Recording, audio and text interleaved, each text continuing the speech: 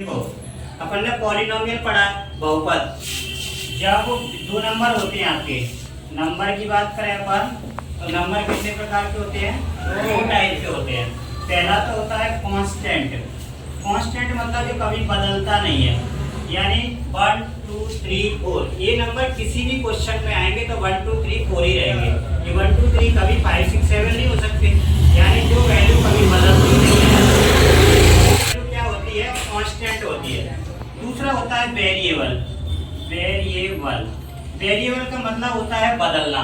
इसको हिंदी में कहते हैं चर, अचर, और इसको बोलते हैं चर। दो तरह की क्वांटिटी होती है। फिर आपको पॉलिनोमियल इक्वेशन लिख के दी जाएगी। जैसे मान लीजिए लिखा है x² + 2x + 3 = 0, ये लिखा हुआ है। इस पे जो पावर होती है उसको डिग्री बोलते हैं, है ना। जो इसकी डिग्री कितनी है? 2 है। तो ये जो डिग्री है ना वो माइनस में नहीं होना चाहिए, स्क्वायर रूट में नहीं होना चाहिए, और फ्रैक्शन में नहीं होना चाहिए। तो आपका क्या होगा? पॉलिनोमियल होगा। अगर पावर 2 है तो इसको क्वाड्रेटिक पॉलिनोमियल बोलते हैं। क्या बोलते हैं? क्वाड्रेटिक पॉलिनोमियल, जो कि आपका सेकंड चैप्टर है। तो अब फर्स्ट चैप्टर जो दिया है आपका पूरा का पूरा क्या है? ग्राफिकल है, यानी ग्राफ में दिया हुआ है। ठीक, हिंदी में इसका नाम है आलेख। लेकिन हिंदी वाले भी हिंदी नहीं जानते, वो सीधा क्या जानते हैं? ग्राफ जानते हैं, है ना। ग्राफ जानते हैं। अब ग्राफ का क्वेश्चन एक ना एक 5-6 क्वेश्चन दिए, उनमें से एक ना एक क्वेश्चन में एग्जाम में आता है। किसमें पूछेगा? वो 1 वर्ड में पूछता है, या फिर 1 सेंटेंस वाला जो क्वेश्चन आता है उसमें पूछता है, यानी एक नंबर का। कैसे पूछेगा? या तो आपको लिख के देगा y = px, y = px या fx। इससे ये पता चलता है कि ये जो आपका फंक्शन लिखा हुआ, फलन लिखा हुआ है, इक्वेशन जो लिखी है ना, ये इस इक्वेशन आपके x के टर्म में है। किसमें? x के टर्म में, यानी x के पदों में दिया गया है। तो क्या होता है कि ग्राफ आपका दो एक्सिस पे बनता है, x एक्सिस पे और y एक्सिस पे। ये आपका x है और ये आपका y है। तो हमको ये चेक करना है कि कोई भी लाइन अगर ड्रॉ की है, कोई भी लाइन खींची गई है, तो x एक्सिस को कितनी जगह इंटरसेक्ट कर रही है, x अक्ष को कितनी जगह काट रही है। जैसे मान लो मैंने एक ग्राफ ऐसे बना दिया, एक ग्राफ कैसे बना दिया? इस तरह से। तो हमको x एक्सिस से मतलब है x एक्सिस पे कितनी जगह काट रहा है? 2 जगह, है ना, 2 जगह पे काट रहा है। तो ये जो x एक्सिस को 2 जगह इंटरसेक्ट इसने किया है, यही इसके नंबर ऑफ जीरोस हैं, शून्यकों की संख्या है। शून्य का आपने 9th क्लास में पढ़े होंगे, ऐसे लिखा रहता था x + 5 = 0, यानी किसी भी पॉलिनोमियल को x 0 के इक्वल रखने पर जो वेरिएबल की वैल्यू निकलेगी, वेरिएबल की जो वैल्यू निकलेगी वही जीरोस होता है। तो यहाँ पे 2 जगह इंटरसेक्ट कर रहा है, 2 जगह प्रतिच्छेद कर रहा है। इसका मतलब इसमें शून्यकों की संख्या, शून्यकों की संख्या, शून्यकों की जो संख्या है इसमें कितनी है? 2। इंग्लिश में इसको लिखेंगे number of zeros, number of zeros. ठीक है, ये तो मैंने अपनी मर्जी से ग्राफ दिया था। अगर अपन बुक का ग्राफ लेना चाहें तो बुक पे ग्राफ बना देता हूँ मैं 1-2। जैसे ये क्वेश्चन लिखा हुआ है, ये ग्राफ है। ये क्लियर का हॉरिजॉन्टल लाइन जो होती है x एक्सिस होती है, और ये वर्टिकल लाइन होती है वो y एक्सिस होती है। जहां पर ये दोनों साइड एक दूसरे को इंटरसेक्ट करते हैं उसको ओरिजिन बोलते हैं 0 0। क्योंकि देखो नंबरिंग करोगे, इधर पॉजिटिव नंबर होंगे, प्लस के नंबर आएंगे, इधर माइनस के नंबर आएंगे। तो शुरुआत तो 0 से होगी कि नहीं होगी? तो x की वैल्यू भी 0 और y की वैल्यू भी 0। अब एक ग्राफ बना हुआ है पहले, ऐसे एक लाइन खींची गई है, ये ग्राफ है। अब आपसे पूछ रहा है कि नंबर ऑफ जीरोस कितने होंगे, नंबर ऑफ जीरोस कितने होंगे। तो हमको पता है, उसने क्वेश्चन में लिख के दिया है y = px, y = px। तो क्या पता करना है कि x का पॉलिनोमियल है, यानी x अक्ष को जितनी जगह प्रतिच्छेद कर रहा होगा, काट रहा होगा, उतने ही जीरोस होंगे। बताओ ये वाली लाइन x अक्ष को काट रही है क्या? कहीं पे नहीं काट रही ना। तो नंबर ऑफ जीरो जो आएंगे, नंबर ऑफ जीरोस ये जो आएंगे वो कितने होंगे? 0 होंगे। एक भी जीरोस नहीं होगा। क्यों नहीं होगा? क्योंकि x एक्सिस को काट ही नहीं रहा, x एक्सिस को इंटरसेक्ट कर ही नहीं रहा है ना। दूसरा ग्राफ बना हुआ है, हमें इन जनरल आपको जल्दी से ग्राफ बना के बता रहा हूं, ठीक है। एक ग्राफ ऐसे दिया हुआ है, बताओ इसमें कितने होंगे? 2 होंगे। कितने होंगे? 2 नहीं होंगे। 2 क्यों होंगे?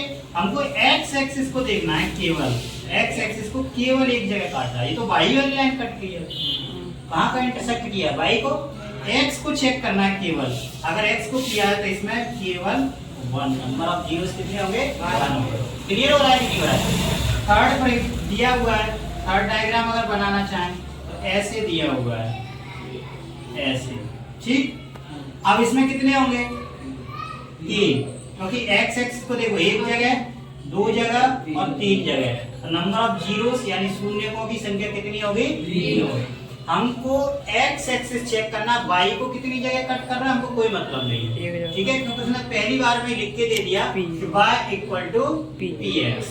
तो ये आता है एक ग्राफ, आपको कैसे भी बना के दे सकता है।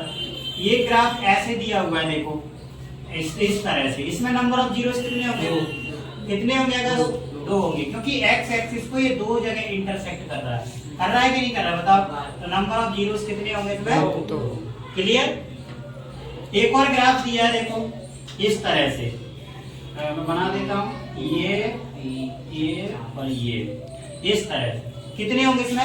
4, क्योंकि 1 2 3 4 जीरो इसके अंदर होंगे। और नेक्स्ट एक और दिया हुआ है, जिसको मैं क्या बना देता हूँ ऐसे, ये इससे टच कर रहा है, कट नहीं कर रहा।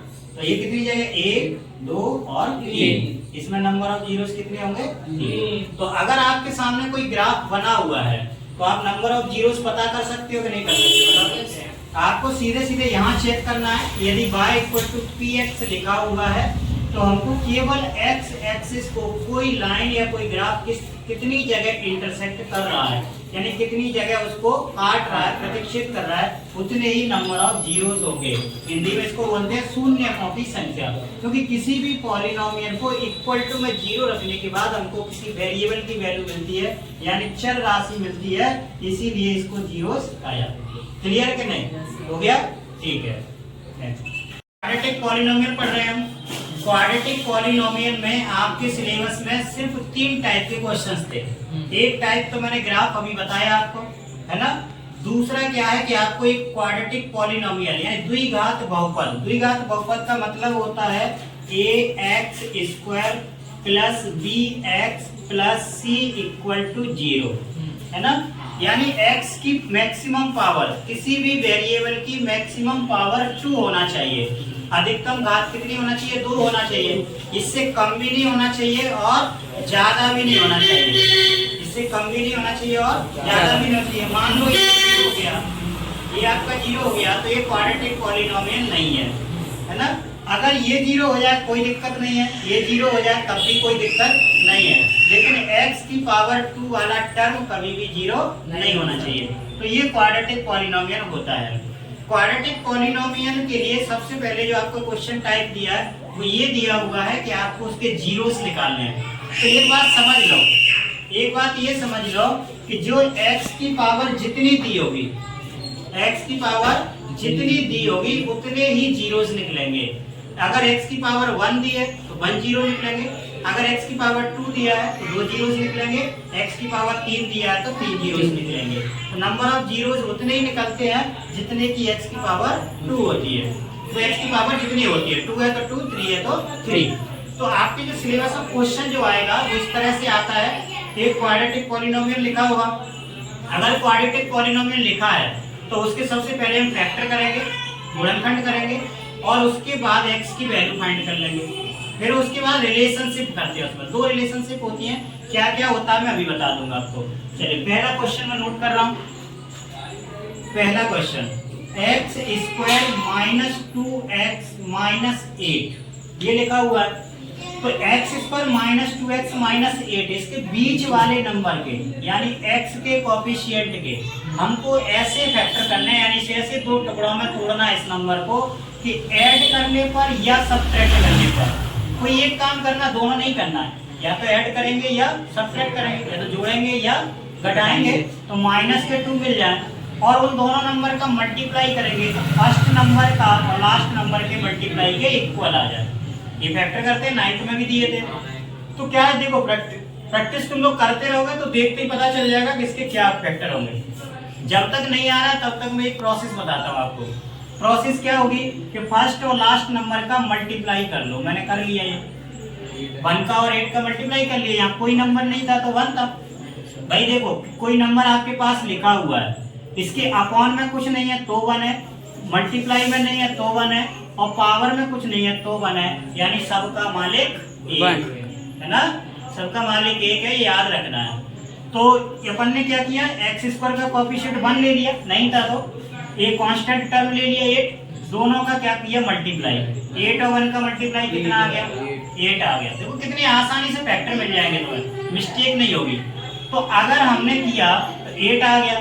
अब क्या करना है कि 1 बाई 1 करके इसको डिवाइड करना है। पहले 1 से 8 को डिवाइड करेंगे तो 8 आंसर आएगा, 2 से डिवाइड करेंगे तो 4 आएगा, 3 से डिवाइड करेंगे 8 को तो होगा नहीं, 4 से करेंगे तो 2 आ जाएगा। अब तुम कहोगे कि सर कब तक डिवाइड करना है, तब तक डिवाइड करना है जब तक कि यहाँ पे जो नंबर आ रहे हैं ना वो रिपीट नहीं हो जाए। देखो 2 4 यहाँ आ रहा है, 2 4 यहाँ भी आ गया, यानी यहाँ तक हमारा काम चल जाएगा। क्लियर कि नहीं। सबसे पहले कांस्टेंट वैल्यू का और ये एक्स स्क्वायर के कोएफिशिएंट का क्या किया हमने, मल्टीप्लाई किया। मल्टीप्लाई करने के बाद जो आंसर आया उसको 1 बाई 1 करके अपन डिवाइड करते जाएंगे, पहले 1 से 2 से 3 से जिससे हो रहा होगा, और तब तक डिवाइड करेंगे जब तक कि नंबर आपके रिपीट नहीं हो जाए। क्लियर। अब आपके पास दो पेयर आ गए, या तो 1 8 होगा या फिर 2 4 होगा। अब बताओ मुझे 1 और 8 को ऐड या सब्ट्रैक्ट करने के बाद -2 मिल सकता है क्या, क्योंकि 1 और 8 को ऐड किया तो 9 हो रहा है, 8 में से 1 को माइनस किया तो 7 हो रहा है, हमको 2 नहीं मिला। 2 नहीं मिला इसका मतलब ये हमारे काम का नहीं है। तो 4 और 2 से मिल सकता है क्या 2, कैसे, सब्ट्रैक्ट करके। कैसे, सब्ट्रैक्ट करके। तो एक लाइन में यहाँ लिख रहा हूँ, याद कर लेना। अगर आपको सब्ट्रैक्ट करने से आ रहा हो, घटाने से आ रहा हो, सब्ट्रैक्ट करने से आ रहा हो, घटाने से आ रहा होगा, तो आपको अलग अलग साइन लेना है। क्या लेना है, अलग अलग साइन, डिफरेंट साइन यूज करने, एक प्लस और एक माइनस।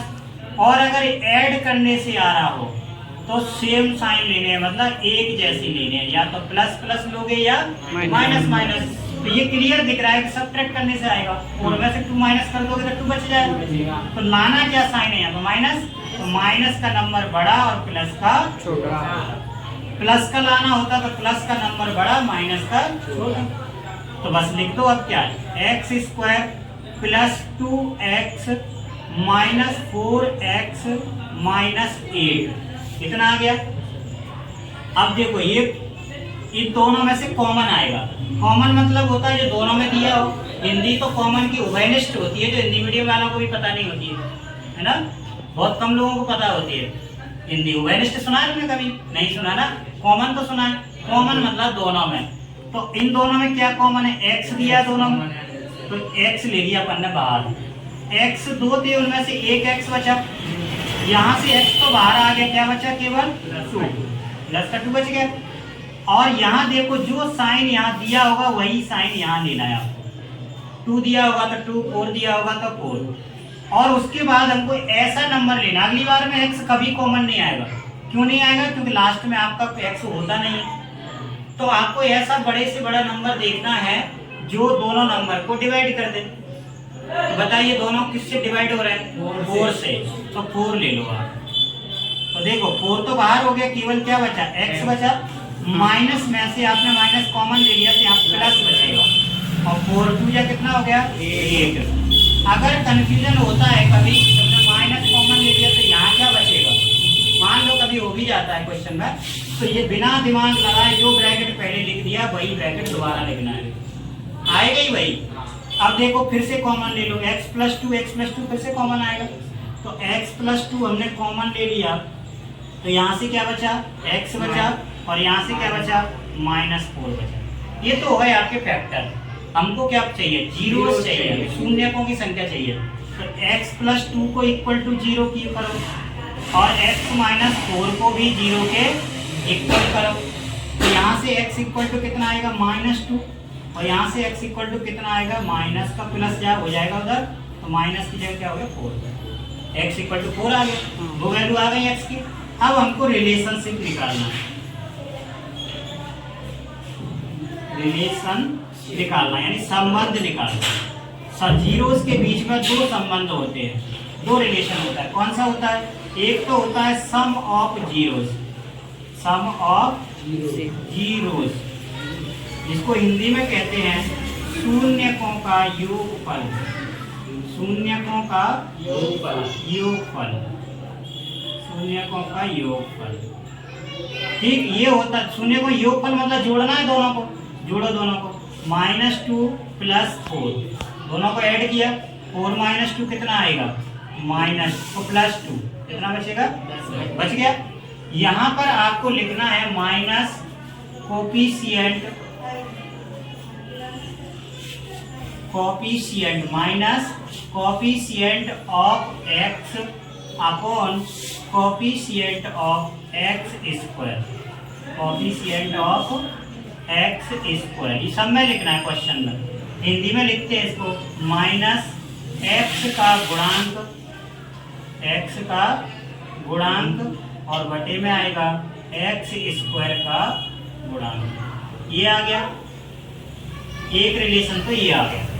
दूसरा रिलेशन में इसको साफ कर दे। दूसरा रिलेशन देखो, दूसरा रिलेशन होता है product of zeros, product of zeros. Product of zeros को क्या लिखेंगे? शून्यकों का गुणनफल, शून्यकों का गुणनफल। ये हर क्वेश्चन में लिखना है। आज अभी मैं दोनों लैंग्वेज में लिख रहा हूँ, फिर एक लैंग्वेज में लिखूंगा, आप लिख लोगे। यहाँ देखो दोनों का गुणनफल यानी दोनों का मल्टीप्लाई करना है। तो पहला नंबर क्या था आपका? -2, सेकंड जीरोस क्या था आपका? 4, दोनों का मल्टीप्लाई किया, क्या आ गया? -8। यहाँ पर आपको लिखना है कांस्टेंट टर्म, क्या लिखना है? कांस्टेंट टर्म, और अपॉन में लिखना है coefficient of x square. Hindi में लिखना है अचर पद, अचर पद, और अपॉन में x स्क्वायर का गुणांक। हिंदी वाले हिंदी लिखेंगे, इंग्लिश वाले इंग्लिश। क्लियर? एक बार मैं जल्दी से रिपीट कर देता हूँ, ध्यान से देख लो। सबसे पहले आपको इक्वेशन दी होगी, उसमें हमको बीच वाले के ऐसे दो फैक्टर करने हैं कि ऐसे दो नंबर में तोड़ना है कि उनको ऐड या सब्ट्रैक्ट करें तो -2 मिल जाए, और मल्टीप्लाई करें तो फर्स्ट और लास्ट नंबर के मल्टीप्लाई के इक्वल आ जाए। तो हमने फर्स्ट और लास्ट नंबर का मल्टीप्लाई कर लिया, 8 आ गया। 8 को 1/1 करके डिवाइड कर लिया, तो हमको नंबर ऑफ पेयर मिल गए, है ना? नंबर ऑफ के क्या मिल गए? पेयर मिल गए, जोड़े मिल गए। उन जोड़ों को हमने जोड़ के और घटा के देख लिया, ऐड सब्ट्रैक्ट करके देख लिया, तो 8 और 1 से -2 नहीं आ रहा, कैसे भी करके। 4 और 2 से सब्ट्रैक्ट करके आ रहा है। माइनस का नंबर लाना है तो माइनस का नंबर बड़ा रखेंगे, प्लस का नंबर लाना है तो प्लस का नंबर बड़ा रखेंगे। तो हमने इसकी जगह किसको पहले लिखना है किसको बाद में लिखना है, इसकी कोई दिक्कत नहीं है। अगर आप -4 को पहले लिख देते तब भी कोई दिक्कत नहीं होती। इन दोनों से x कॉमन ले लिया तो x + 2 बचा, और इन दोनों से -4 कॉमन ले लिया तो ये भी x + 2 बचा। ये दोनों दो ब्रैकेट फिर बन गए, यहाँ से x की दो वैल्यू निकल आई। दोनों वैल्यू में दो रिलेशन होंगे, एक तो होगा सम ऑफ जीरोस, यानी दोनों को जोड़ना है तो दोनों को ऐड कर दिया, देख लो दोनों को ऐड किया। ये आपको हर क्वेश्चन में लिखना है। अगर x रहेगा तो x लिखेंगे, s लिखा हुआ तो s लिखेंगे, t लिखा हुआ तो t लिखेंगे। और एक होता है प्रोडक्ट ऑफ जीरो, यानी दोनों का मल्टीप्लाई। दोनों का मल्टीप्लाई किया तो -8 आ गया, और इसमें ये रिलेशन होता है अचर पद अपॉन x स्क्वायर का गुणांक, constant term upon coefficient of x square. समझ में आया कुछ? ठीक है, नोट कर लो। ये आपको क्वेश्चन दिया गया 4s² - 4s + 1। क्या करते हैं सबसे पहले हम सबसे s² के कोएफिशिएंट का और कांस्टेंट टर्म दोनों नंबर का क्या करेंगे अपन? मल्टीप्लाई करेंगे। तो क्या दिया? 4 और 1। देखो अलग से करके देख रहे हैं, जब तक नहीं आ रहा तब तक। मुझे तो देख के पता चल रहा है कितना होना है, लेकिन तुम्हें जब तक प्रैक्टिस नहीं करोगे तब तक नहीं आएगा। तो हमने 4 का और 1 का मल्टीप्लाई कर लिया, क्या आंसर आएगा? 4 आएगा कि नहीं आएगा? 4 आ गया। अब क्या करेंगे? एक एक करके डिवाइड करेंगे। पहले 1 से 4 को डिवाइड करेंगे तो आंसर क्या आएगा? 4। 2 से करेंगे तो 2, 3 से होगा नहीं, 4 से करेंगे तो 1 आएगा। लेकिन 1 और 4 तो यहाँ भी दिया था, 1 और 4 यहाँ भी आ गया, तो यहाँ से हमको यूज इसको नहीं करना है। अब हमको कितना चाहिए? बीच वाला नंबर चाहिए, s का कोएफिशिएंट चाहिए, तो -4 लाना है। क्या 4 और 1 से 4 आ सकता है? कैसे? 4 और 1 से 4 नहीं आएगा, क्योंकि 4 + 1 5 हो रहा है और 4 - 1 3 हो रहा है। ये हमारे काम का नहीं है, नहीं है ना। तो इन दोनों से तो 4 आ जाएगा ऐड करने के बाद। मैंने लिखा था अभी ऐड करने पर यदि आ रहा हो तो उसको सेम साइन रखना है, तो माइनस लाना है, तो दोनों नंबर किसके रहेंगे, माइनस के। बस अब क्या है, लिख लो 4s² - 2s - 2s + 1 लिख लिया। देखो ये दोनों से कॉमन लेना है और इन दोनों से कॉमन लेना है। इन दोनों से देखो 2 से डिवाइड हो रहा है ये नंबर, 2 ले लिया, क्या ले लिया, 2 ले लिया और s ले लिया। तो यहाँ से 2 2 या 4, 2 बचा और s 2 है तो उनमें से एक s बचेगा, माइनस 2s पूरा कॉमन ले लिया, केवल 1 बचेगा, तो ये 1 बच गया। यहाँ माइनस साइन दिया तो माइनस ही आएगा। दूसरी बार में जो भी वेरिएबल आपको दिया होगा x y z a b c d कुछ भी दिया होगा वो कॉमन नहीं आएगा, क्योंकि लास्ट में अकेला नंबर होता है, कांस्टेंट होता है। तो अब ये पता करना है कि दोनों डिवाइड किससे हो रहा है, दोनों किससे डिवाइड होंगे, 1 से, है ना। 1 से डिवाइड होंगे तो हमने 1 कॉमन ले लिया और दूसरी बार में आपको वही ब्रैकेट लिखना है जो पहली बार में लिख चुके हैं, 2s - 1।